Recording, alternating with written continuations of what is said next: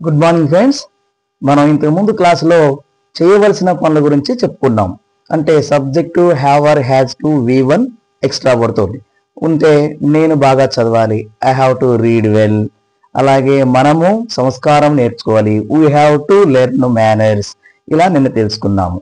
ఈరోజు క్వశ్చన్స్ అంటే ఎలా అంటే చేయాలా, నేర్చుకోవాలా, తాగాలా, తినాలా, చెప్పాలా, ఇలాంటి సందర్భాల్లో ఎలా మాట్లాడతారో చెప్తాను. దానికంటే ముందు యాజ్ యూజువల్ స్మాల్ వర్డ్స్ లో ప్లీజ్ గో, దయచేసి వెళ్ళండి.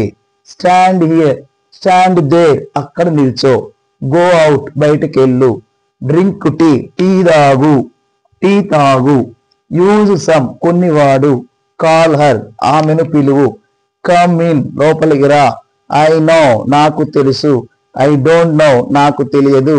సో, కాబట్టి. What ever it may be, ఏది ఏమైనప్పటికీ. ఇలాంటి స్మాల్ వర్డ్స్ ని మనము తరచుగా వాడుతూ ఉండాలి. అలాగే వీటితో పాటు మరి యొక్క కొన్ని వెబ్ ఫార్మ్స్ నేర్చుకుందాం. V1, V2, V3. అగ్రీ, ఒప్పుకొను. అగ్రీడ్, ఒప్పుకొనెను. అగ్రీడ్, ఒప్పుకొనబడెను. ఎలో, అనుమతించు. ఎలౌడ్, అనుమతించను. ఎలౌడ్, అనుమతించబడెను. అలాగే become, became, become. Borrow, borrowed, borrowed. Claim, claimed, claimed. Carry, carried, carried. Drive, drove, driven. Do, did, done. Elect, elected, elected. Earn, earned, earned. ఇలా రోజుకు మనం ఒక 10 వెబ్ ఫార్మ్స్ అలాగే ఒక 10 స్మాల్ వర్డ్స్ నేర్చుకొని ఆ తర్వాత మనం సిచ్యువేషన్ లో ఒక్కొక్క మోడల్ చేసుకుంటూ వెళ్దాం.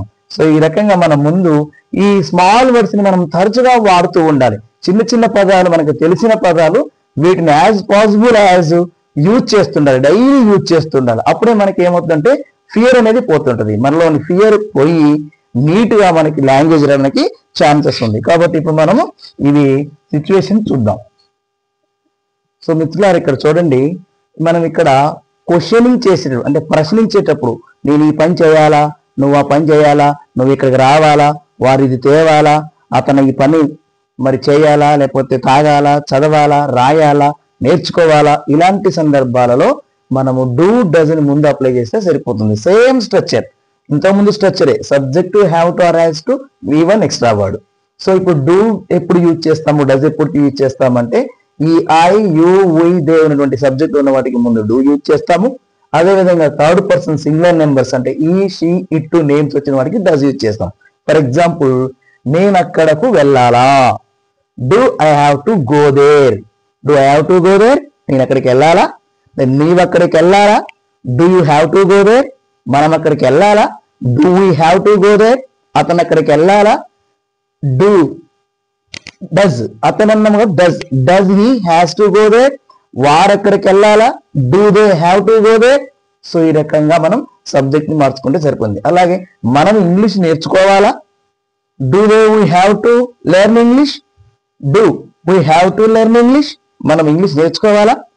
అతను తన పద్ధతి మార్చుకోవాలా.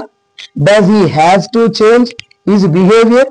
అతను ఉన్నాం కాబట్టి ఈ వచ్చింది కాబట్టి ఇక్కడ డస్ యూజ్ చేయాలి. డస్ హీ హ్యాస్ టు, ఇక్కడ హ్యాస్ టు రాయాలి. Does he has to change his behaviour, అతని పద్ధతి మార్చుకోవాలా. అలాగే ఆమె నిన్ను ప్రేమించాలా. Does she has to love you. She has to love you. Does she has to love you.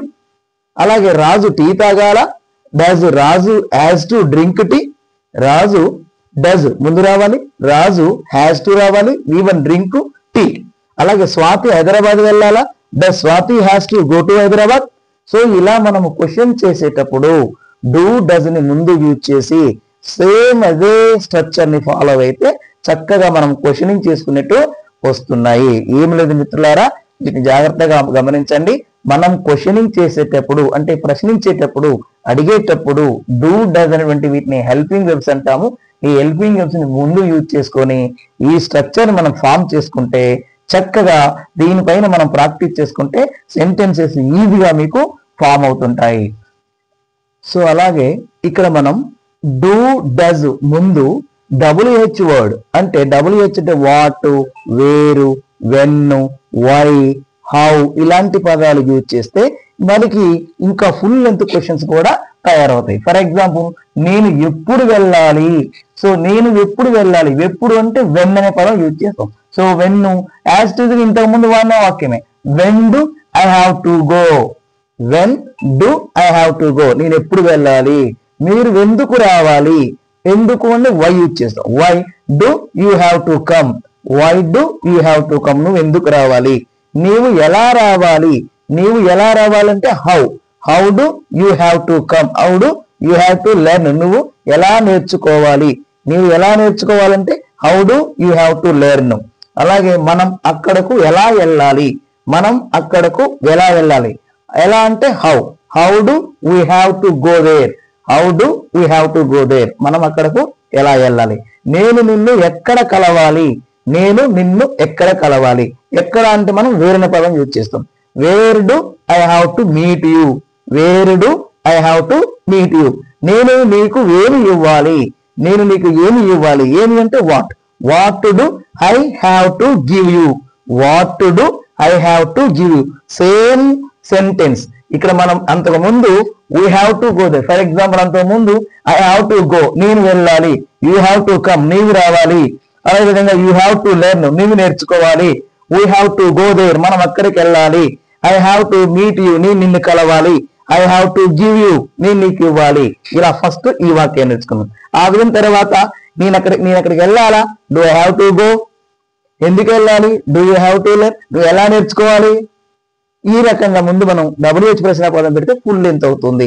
First ఏమో మనం ఇది నేర్చుకున్నాం, తర్వాత డూ డస్ తో నేర్చుకున్నాం, తర్వాత వాట్, వేరు, వెన్ అనే పదాలతోటి ఈ రకంగా మనం డూ తోటి WH ప్రశ్న పదం ముందు పెట్టి, డూ ఇక్కడ పెట్టి, subject I you we they పెట్టి, హ్యావ్ టు పెట్టి, తర్వాత V1 పెట్టి ఒక సెంటెన్స్ స్ట్రక్చర్ ఫామ్ చేసుకొని చక్కగా నేర్చుకోవాలి. సో ఈ రకంగా when do I have to go, ఎప్పుడు వెళ్ళాలి. మీరు ఎందుకు రావాలి, why do you have to come, మీరు ఎందుకు రావాలి. నువ్వు ఎలా నేర్చుకోవాలి, how do you have to learn, how do you have to learn, నువ్వు ఎలా నేర్చుకోవాలి. మనం అక్కడకు ఎలా వెళ్ళాలి, how do we have to go there, how do we have to go there. నేను నిన్ను ఎక్కడ కలవాలి, where do I have to meet you, wear do I have to meet you. నేను నీకు ఏమి ఇవ్వాలి, what do I have to give you, what do I have to give you. So ఈ రకంగా ఈ స్ట్రక్చర్ మనము బాగా మెంటల్ ఎక్సర్సైజ్